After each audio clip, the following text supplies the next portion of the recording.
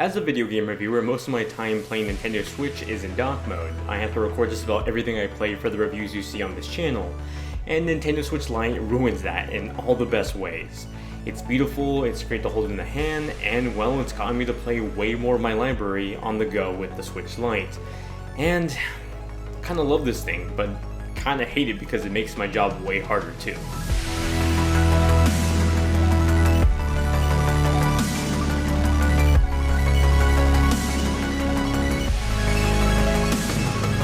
My first world game review problems aside, I love the Nintendo Switch Lite. While some compromises had to be made to get the Switch to be this portable at this price point, my overall takeaway is that this is the best modern gaming handheld you can get. Up until a few weeks ago, I thought the Nintendo Switch was a great size handheld. It allows me to play on my big screen TV and take the experience on the go.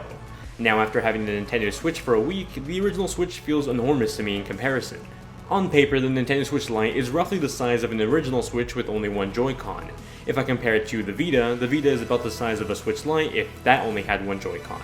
It feels like the perfect middle ground between the two handhelds, and more like what Sony wanted the Vita to be but never could be. It features a matte-coated plastic finish that doesn't feel premium, but it still leaps and bounds ahead of what the Wii U gamepad was. It's satisfying to hold, fun to play on, and even improves upon some of the original Switch's design.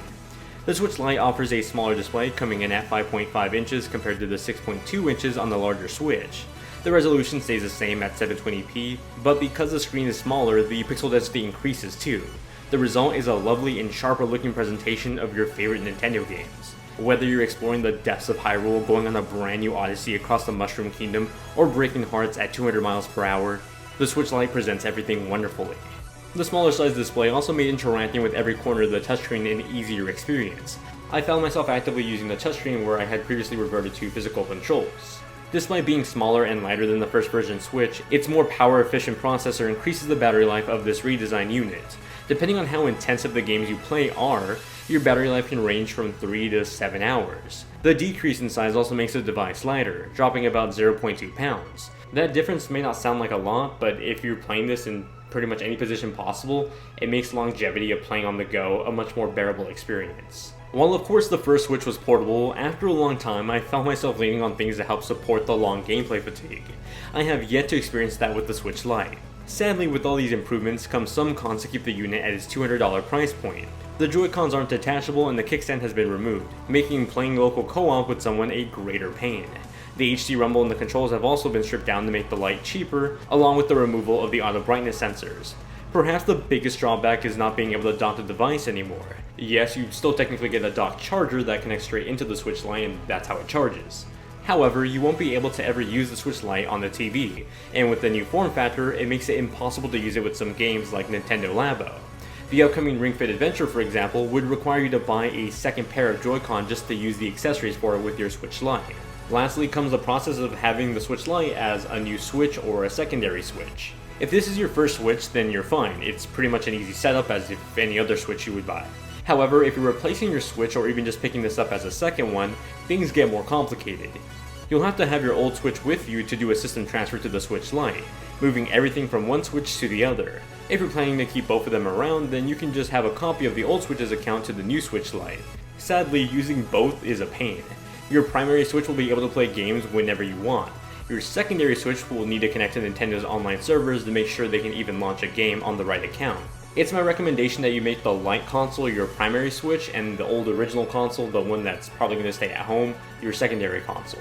This would let your handheld or the on-the-go Switch play games without an internet connection, and your original Switch that's presumably at home or somewhere where Wi-Fi is constant can easily just connect to Nintendo servers. You also won't be able to use both accounts at the same time on separate devices. That means if I buy Mario Kart 8 and Super Mario Odyssey on the same account, I can't have the Switch Lite play Mario Kart while the original Switch is playing Odyssey at the same time, since they're under the same account. The primary Switch will always kick the secondary Switch off the account. At least transferring the game saves between consoles is a little bit of an easier ordeal.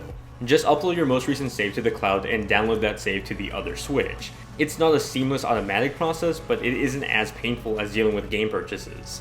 Nintendo's account management headaches aside, Nintendo has taken the chance to improve on the Switch's original design with this new handheld. The 4-button D-pad of the original Switch has been replaced with an actual D-pad.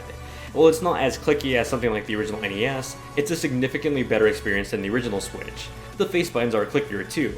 offering more satisfying feedback when playing. Now, while I haven't personally experienced this, nor with the Joy-Con on my original Switch, some people have reported Joy-Con drift with the Switch Lite, and that kinda sucks. Since these controllers are essentially permanently attached, you'd either need to send the whole unit to Nintendo or trade it in for a different unit wherever you bought it. I don't think it's that significant or a mass issue right now to just not go out and buy one of these right now, but just something to note. While I do appreciate some of the updates Nintendo has made with the Lite, I would have loved to see some long-time requests like a larger internal storage or Bluetooth support for wireless headphones. Considering this is a handheld only or on-the-go Switch, you would think those would be no-brainers, but they're not here. Even with those grievances, the Nintendo Switch Lite feels like the closest thing to the perfect handheld gaming device. Nintendo's first-party games, along with the growing list of third-party games on Switch, make the Switch Lite the handheld to beat. It's comfortable to play, easy to travel with, and I find myself constantly gravitating towards it over my original Switch. If you haven't bought a Switch yet and only plan on using this as a handheld, then for $200, you can't go wrong with the Switch Lite. As a secondary Switch, you'll have to deal with the difficulties of Nintendo's account management, and though it's possible, it's not something I would recommend going through if you don't have to. Just pick it up as your first Switch or your handheld only Switch, but maybe don't go out and buy one if you already have one.